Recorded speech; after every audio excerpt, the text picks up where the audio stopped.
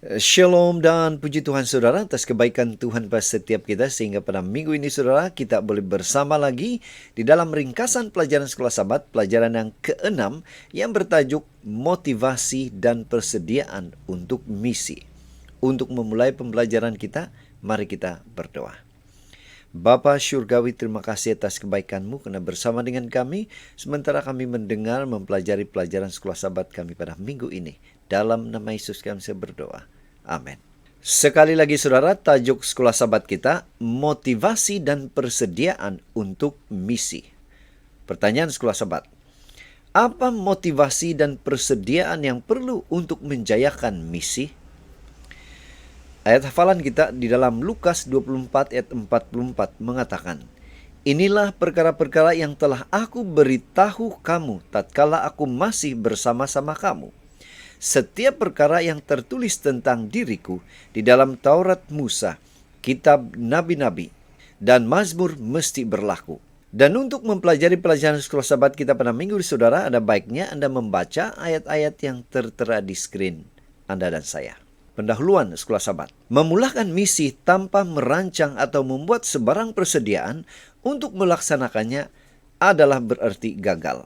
Oleh itu adalah perlu bahwa kita bersedia dengan secukupnya untuk melaksanakan misi yang paling penting dalam hidup kita, yaitu berkongsi berita baik keselamatan. Mengkaji sejarah para rasul, kita akan mulahkan dengan mengkaji motivasi. Penting untuk kejayaan mana-mana misi. Kita akan melihat langkah-langkah sebelumnya yang harus diambil sebelum memulai, bagaimana untuk memulahkan misi, dan akhirnya bagaimana untuk terus melakukannya tanpa goyah atau putus asa. Dan untuk mempelajari pelajaran Sekolah Sabat kita pada minggu ini, kita akan membagikan kepada bahagian seperti yang tertera di skrin Anda. Kita masuk di bahagian yang pertama, yaitu motivasi yang pertama. Apa motivasi untuk memulahkan misi? Untuk membagikan kabar baik. Bagaimana membagikan kabar baik itu? Yaitu pengalaman pribadi kita bersama dengan Kristus boleh menjadi motivasi dalam memulahkan misi. Matius 28 ayat 8 mengatakan, mereka segera pergi dari kubur itu dengan takut dan dengan sukacita yang besar dan berlari cepat-cepat untuk memberitahukannya kepada murid-murid Yesus. Saudara, perhatikan peristiwa-peristiwa ini. Apa motivasi mereka? Yang pertama, ketika hari masih gelap, sekumpulan wanita pergi ke kubur dan mendapati kubur itu kosong. Beberapa malaikat memberitahu mereka bahwa Yesus telah bangkit. Mereka berlari untuk berkongsi berita dengan murid-murid. Dalam perjalanan, Yesus sendiri menampakkan diri kepada mereka. Dengan penuh kegembiraan, mereka memberitahu berita itu. Hal kedua, anehnya, murid-murid itu tidak mempercayai mereka. Petrus berlari ke kubur, menguatkan cerita wanita itu, dan merasa kagum. Walau bagaimanapun, dia tidak berkongsi berita itu sehingga dia mempunyai pertemuan pribadi dengan Yesus. Lukas 24. Kemudian, peristiwa yang ketiga. Dua orang murid lain berlari dari Emmaus ke Yerusalem untuk memberitahu bahwa mereka telah bertemu dengan Yesus yang telah bangkit. Kemudian peristiwa keempat, akhirnya para murid percaya apabila mereka melihat Yesus secara pribadi.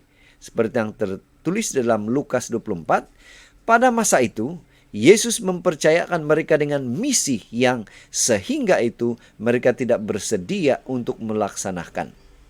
Saudara, apakah elemen yang mendorong mereka semua untuk berkongsi Injil dengan orang lain? Jawabannya adalah pengalaman pribadi dengan Yesus. Pengalaman pribadi kita dengan Yesuslah yang mendorong kita untuk memberitahu orang lain apa yang telah Dia lakukan untuk Anda dan saya. Pena Inspirasi juga mengatakan, kita sendiri perlu memiliki hubungan yang hidup dengan Tuhan untuk mengajar Yesus. Kemudian kita dapat memberikan pengalaman pribadi yang hidup tentang siapa Kristus itu kepada kita. Melalui pengalaman dan iman. Kita telah menerima Kristus dan dengan kesungguhan ilahi kita dapat mengetahui kekuatan mana yang tinggal bersama kita. Masyarakat harus tertarik kepada Kristus. Penonjolan penyelamatannya harus diutamakan. Dan di skrin saudara adalah pertanyaan-pertanyaan yang mungkin kita boleh bincang di dalam kelas sahabat kita. Kita masuk di bahagian kedua. Apa motivasi untuk memulahkan misi? Motivasi kedua yaitu satu asas nubuatan. Nah saudara, yang menjadi pertanyaan, bagaimana asas nubuatan itu atau nubuatan itu sendiri boleh memberi kita motivasi untuk memulahkan atau menjalankan misi. Lukas 24 ayat 44 mengatakan, ia berkata kepada mereka, inilah perkataanku yang telah kukatakan kepadamu ketika aku masih bersama-sama dengan kamu, yakni bahwa harus digenapi semua yang ada tertulis tentang aku dalam kitab Taurat Musa dan kitab Nabi-Nabi dan kitab Mazmur. Apabila Yesus yang telah dibangkitkan muncul di hadapan para murid, mereka pergi dari ketakutan kepada kegembiraan dan akhirnya mereka percaya. Lukas 24. Tetapi walaupun pengalaman pribadi sangat penting, Yesus belum berpuas hati dengan motivasi ini. Ia membawa mereka kepada pengalaman kedua. Bukan berdasarkan perasaan lagi, tetapi atas alasan tentang apa? Pengetahuan tentang nubuatan Tuhan. Lukas 24 ayat 44 hingga 46. Nah, dengan cara ini, pengalaman pribadi kita dilengkapkan dengan pengetahuan mendalam tentang Alkitab. Dan khususnya tentang nubuatan. 2 Petrus 1:19. Perhatikan bahwa pengetahuan ini hanya boleh dicapai apabila Yesus membuka pemahaman mereka. Lukas 24 ayat 45. Saudara, melalui perjanjian lama dan baru, kita dapat melihat bagaimana Tuhan mengumumkan peristiwa sejarah dan bagaimana ia digenapi. Terutamanya yang berkaitan dengan kelahiran, kehidupan, kematian, dan kebangkitan Yesus. Dengan mempelajari nubuatan, kita dapat melihat bagaimana sejarah telah berkembang seperti yang dinyatakan dalam Alkitab. Sebagai contoh dalam Daniel 2. Dengan pengetahuan ini, kita akan dapat berkongsi dengan orang lain nubuatan ini dan nubuatan lain yang masih belum digenapi. Terutamanya yang berkaitan dengan kedatangan Yesus yang kedua dan kehidupan kekal. Dan di skrin saudara adalah pertanyaan atau persoalan yang kita boleh bincang, yang pasti akan menolong kita mengerti lebih dalam tentang motivasi yang kedua ini. Kita masuk di bahagian yang ketiga, persiapan untuk melaksanakan misi. Apa persiapan tersebut? Menanti dan misi, yaitu doa dan persiapan. Sementara menanti memulahkan misi, apa yang perlu kita lakukan? Kisah Para Rasul 1 ayat 4 mengatakan, pada suatu hari ketika ia makan bersama-sama dengan mereka, ia melarang mereka meninggalkan Yerusalem dan menyuruh mereka tinggal di situ menantikan janji Bapa yang demikian katanya, telah kamu dengar daripadaku. Saudara, walaupun mereka bermotivasi dengan pengalaman pribadi bersama dengan Yesus, kemudian asas nubuatan yang ada, dan telah ditugaskan untuk melaksanakan misi itu, mereka diminta untuk menunggu seketika, sehingga mereka menerima kuasa dari tempat tinggi. Lukas 24 ayat 49 dan Kisah 1 ayat 4. Nah, untuk apa mereka menghabiskan masa menunggu itu? Ada beberapa hal, dua hal yang penting. Perkara pertama yang mereka lakukan ialah berdoa dan permohonan yang bersatu. Kisah Para Rasul 1 ayat 14. Di sini para murid berdoa dengan sungguh-sungguh agar dapat bertemu dengan manusia dan dalam pergaulan sehari-hari mereka mengucapkan kata-kata yang akan menuntun orang-orang berdosa kepada Kristus. Yaitu apa? Singkirkan semua perbezaan. Kemudian hal kedua yang harus mereka lakukan. Perkara kedua yang mereka lakukan semasa mereka menunggu, menyediakan logistik untuk misi mereka. Kisah 1 ayat 15 hingga 26. Nah saudara, ke-12 orang yang bertugas mengarahkan misi, mereka mengusulkan untuk memperbaiki ketiadaan salah satu dari mereka, yaitu Yudas. Kan Yudas sudah bunuh diri. Sehingga rencana awal dapat dilaksanakan. Dan ini adalah tindakan persiapan logistik. Sebelum memulakan apa-apa proyek untuk kerja Tuhan, kita mesti mencari bimbingannya dalam doa dan menyediakan logistik tindakan. Seperti apa? Apa yang kita perlukan, siapa yang akan melaksanakan setiap bahagian, bagaimana kita akan mendapatkan sumber, dan banyak lagi saudara. Sementara kita menunggu untuk mendapatkan pencurahan Roh Kudus bagi membantu kita menyelesaikan misi besar Tuhan, kita mesti bersatu untuk mendorong satu sama lain. Ibrani 10. Berdoa untuk pencurahan Roh Kudus Tuhan. Selain itu, kita harus menyelaraskan diri kita dan gereja kita dengan keutamaan Tuhan, yaitu apa? Menyelamatkan yang sesat. Dan di screen saudara adalah pertanyaan-pertanyaan yang kita boleh bincang untuk kita memahami lebih dalam tentang topik yang ketiga sebentar tadi. Kita masuk di bahagian yang keempat, yaitu mempraktikkan atau bertindak untuk misi. Bahagian pertama, yang telah kamu salibkan, aktiviti sebulat suara. Saudara, apa yang perlu dipraktikkan supaya misi itu terlaksana? Ini menjadi pertanyaan kita.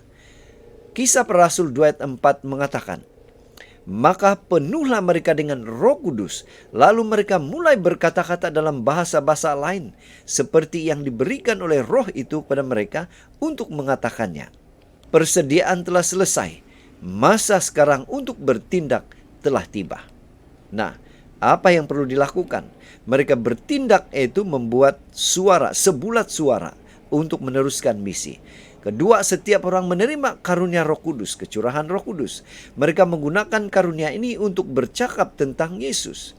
Kemudian berdepan dengan kritikan, seorang pemimpin mempertahankan kumpulan itu.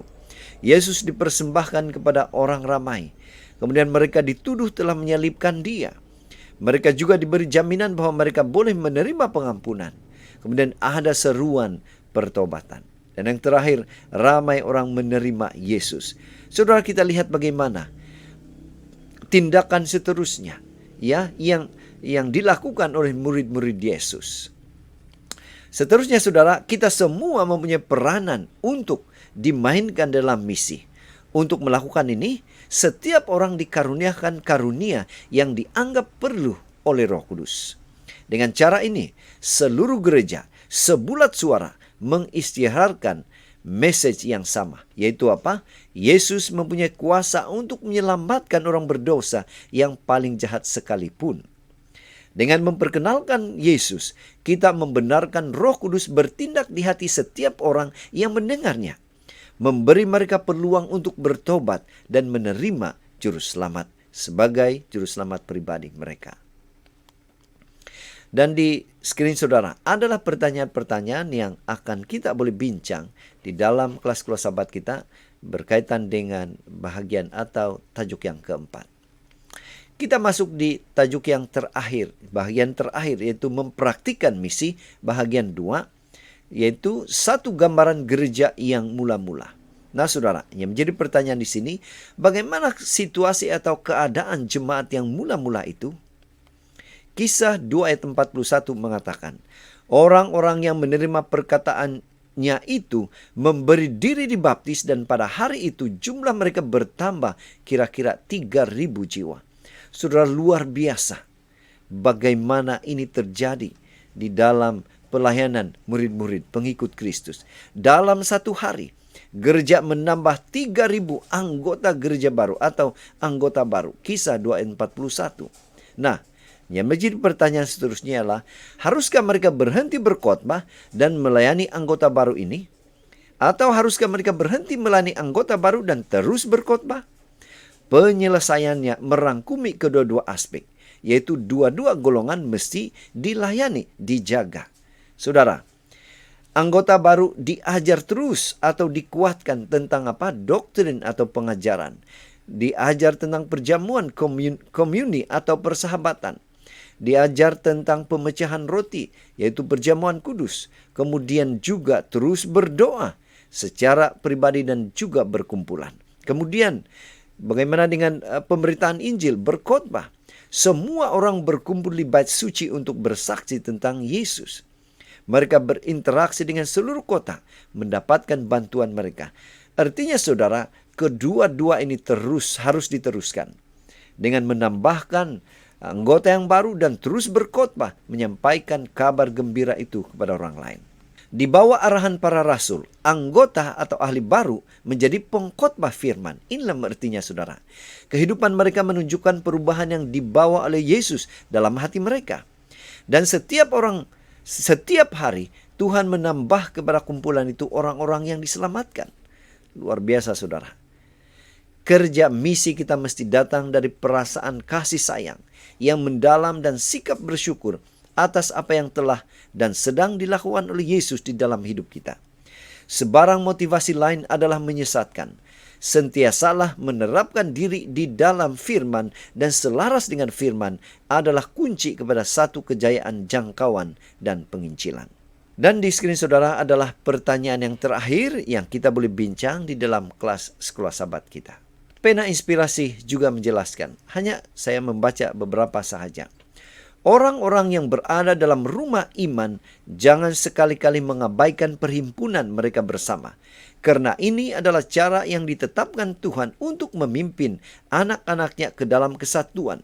Supaya dalam kasih dan persekutuan Kristen mereka dapat membantu, menguatkan satu sama lain. Dan juga tidak ada pertumbuhan atau hasil dalam kehidupan yang berpusat pada diri sendiri. Jika Anda telah menerima Kristus sebagai juru selamat pribadi, Anda harus melupakan diri Anda sendiri dan coba membantu orang lain.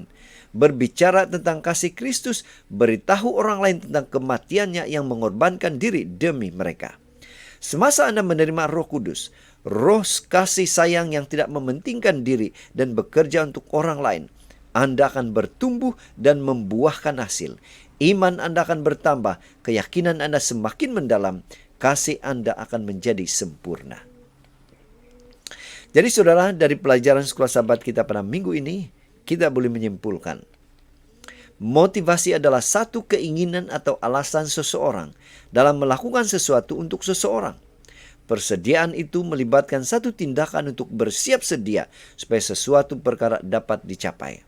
Saudara, persediaan membolehkan rancangan itu berlaku. Yesus dan hidupnya telah memberikan motivasi kita untuk misi. Roma 5:8. Dia juga telah mengamanahkan kita dengan rohnya. Dengan itu membolehkan kita untuk melaksanakan kehendak dan mandat misi Tuhan. Jadi saudara, pada minggu ini kita ada cabaran mingguan, yaitu fikirkan mengenai seseorang dalam hidup Anda yang Anda harap adalah seorang yang beriman. Berdoalah setiap hari agar dia memiliki satu pengalaman pribadi dengan Yesus. Kemudian tindakan kita. Siapakah yang Anda muridkan dan bawa ke dalam satu hubungan dengan Yesus? Carilah cara untuk membawa dia ke dalam satu persekutuan dengan umat percaya yang lain. Semoga saudara, cabaran ini kita boleh lakukan dan kita terus doakan. Pasti ini akan membuahkan hasil seperti yang Tuhan inginkan. Jadi saudara, sekian saja ringkasan pelajaran sekolah sahabat kita pada minggu ini. Semoga ini boleh membantu kita di dalam mempelajari pelajaran sekolah sahabat kita pada minggu ini. Tuhan memberkati kita. Mari kita berdoa. Bapa Surgawi, terima kasih atas kebaikan-Mu karena menolong kami mempelajari pelajaran sekolah sahabat kami pada minggu ini. Dalam nama Yesus kami berdoa. Amin.